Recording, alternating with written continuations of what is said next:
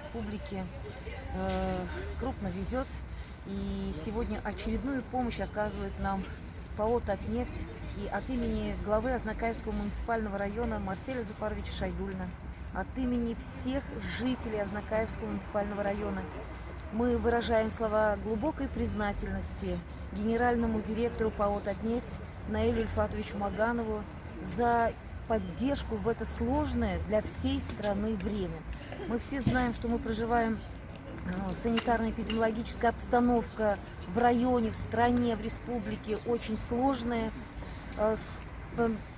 Получается так, что недостаточно, не достаются средства индивидуальной защиты, но ПАО «Татнефть» и здесь оказался лидером. Очень благодарны нашему публичному акционерному обществу «Татнефть». С первых дней осложнений ситуации они пришли на помощь и доставляли, обеспечивали нас с такими нужными вещами, как индивидуальные средства защиты, маски и ряд других медицинских принадлежностей. В очень нужный момент они помогли нам горюче-смазочными материалами, чтобы ни на одну минуту не прервать выезды машин скорой медицинской помощи и другими очень необходимыми средствами.